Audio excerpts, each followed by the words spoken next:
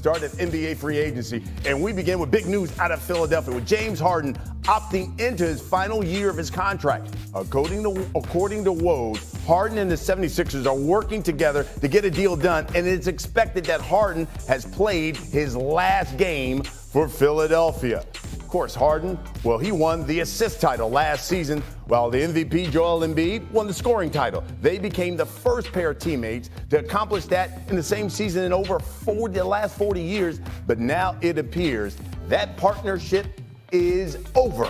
So, Wendy, I guess what more can you tell us? Because initially, we thought that James Harden would opt out, test free agency.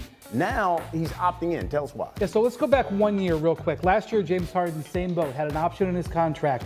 That time he opted out, and he was working with the 76ers. He lowered his salary. They were negotiating to bring in PJ Tucker, so much so that they got busted for tampering. This time around, there's not that cooperation. They're not working together as well, and he's not sure what his contract is going to be, and this time he opts in. It seems like opting in would mean you were going to stay. Yes. But in this case, it's the inverse. Because he didn't have a good feel of what the Sixers were going to offer him, unlike a year ago when they were in long-term talks, he was afraid of going out into the market. And we talked yesterday, Brian, there isn't a strong market for James Harden right now. And the Sixers were positioning themselves to try to force him into a disadvantageous position. And so he elected to opt into his contract, because when you're opted in, then you can be traded everywhere. When you're a free agent, you're limited in how and where you can go. And so by yesterday morning, it was already getting out in the league that the LA Clippers were looking to see if James Harden might opt into that contract and become available.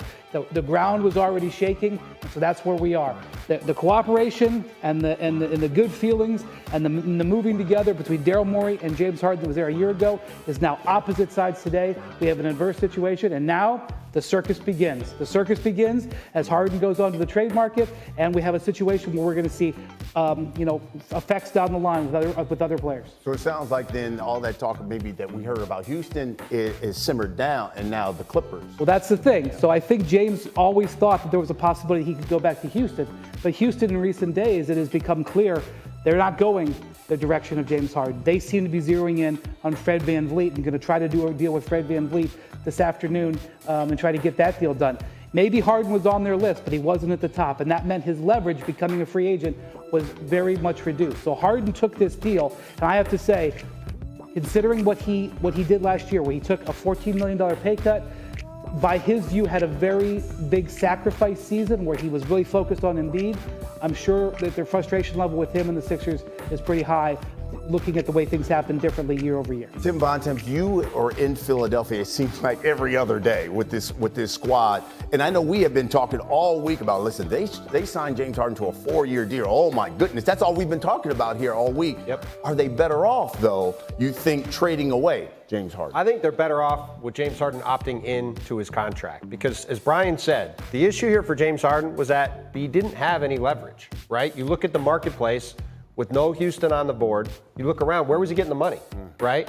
Now, if he opted out of his deal, maybe Philly has to come to the table and they eventually hammer out some sort of long-term agreement, but there was no real need for them to do that, right? It was sort of the Sixers at this point negotiate against themselves.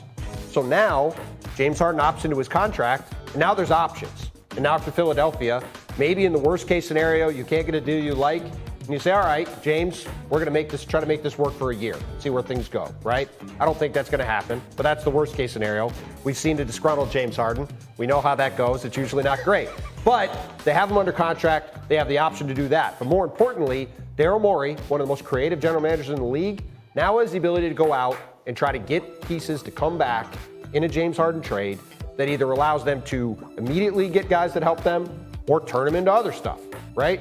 And that kind of optionality is something they wouldn't have had if they had James Harden on a long-term deal. So we'll see what the outcome is. Yeah. It could end up being very bad.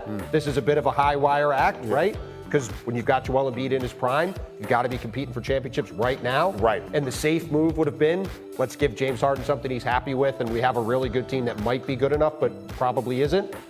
Now, we'll see what the outcome is, but the Sixers, I do think, potentially have a higher ceiling by him opting into this deal, because it gives them a lot more outs than they had if they just re-signed him. Nick Friedel? Mr. Coaster, if you're the Sixers long term, you're feeling pretty good because you're not in the James Harden business. for the next few years. Now, this year, we'll see. And this goes exactly to what Timmy B's saying. Maybe with the Sixers, they get better, but we don't know. We know what Harden is, especially at this point in his career. He's a really solid player who can help you win games in the regular season. He disappears at the end of playoff series. But everybody knows what type of player he can be in the past.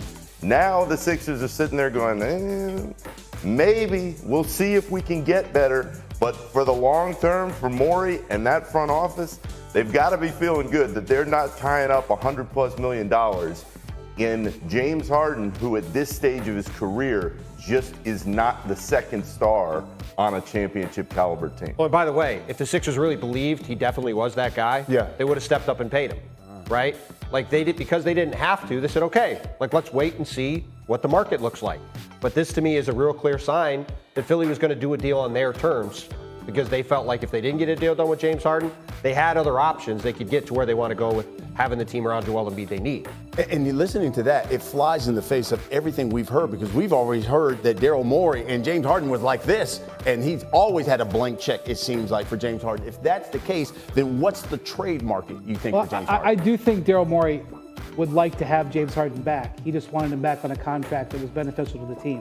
And I think he was trying to force it, and James basically called the bluff, frankly, and opted into it. So now the Sixers have to decide, are they going to make a trade that is going to try to achieve what they want to achieve with this trade, or are they going to make a setup trade? And what I mean by that is, if they negotiate with the Clippers, or Adrian Wojnarowski mentioned the Knicks as a possibility, are they going to try to get pieces that they can use immediately on this team this year, or are they going to try to get pieces that they can ship off for another player down the line? Potentially a guy like Damian Lillard, if he should come to market. So we'll see if they do a deal that involves guys who have long-term contracts, because the Clippers have some of those, or do they look for the guys who are in expiring contracts, because the Clippers have some of those. I do not think, I know that some people are going to say, well, maybe it's a Paul George trade. From what I am told, the Clippers' view here is they see the new big three: Kawhi Leonard, Paul George, James Harden.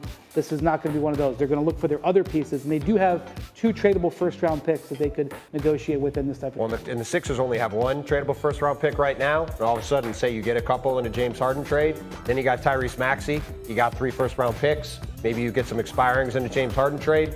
All of a sudden, you're sitting there with a pretty interesting package for a star. And there's a certain star in Portland who was on a certain podcast. Yeah. Talked about, I know him very well. Been a lot of stuff coming up about him maybe being traded. So, you could start to draw a lot of lines.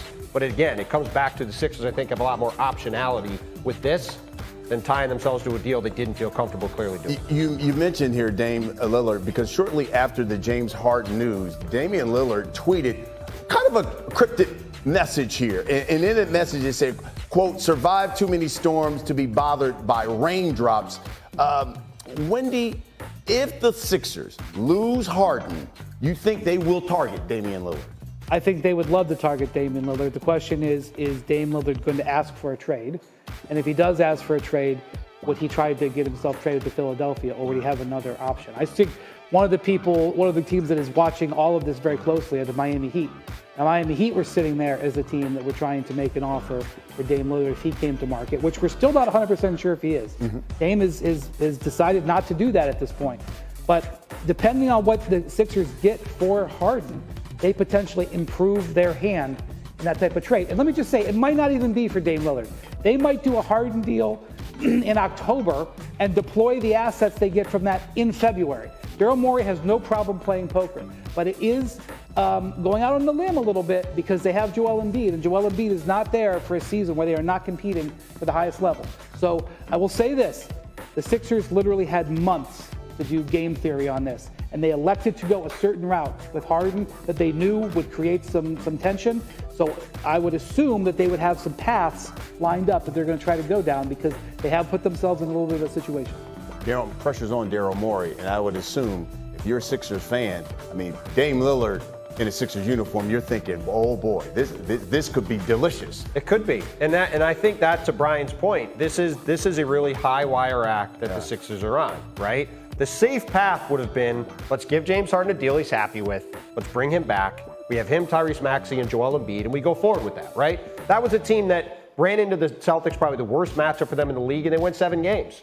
If they win that series, with Joel Embiid, by the way, banged up for the whole series, maybe they're in the finals. maybe they win the title, right? So that team wasn't very far away, but clearly Daryl Morey looked at it and said, all right, I'm going to go to a certain number, but I'm not just going to do whatever it takes to get this done, because they felt confident they could get options in other places where they could still have a really good team. And now we will see if they're able to do that, because as you said, Brian, with Joel Embiid sitting there, you're not taking years off.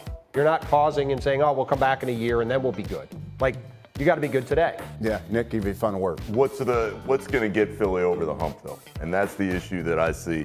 Lillard would fit, but what are you going to have to potentially give up to get him? Philly still seems like they're just that piece away from getting to where they need to be. If you're Harden, Brian, I think the fit from a hierarchy standpoint on a team is the Clippers. But to think that Kawhi Leonard, Paul George, and now James Harden are going to all be healthy and be motivated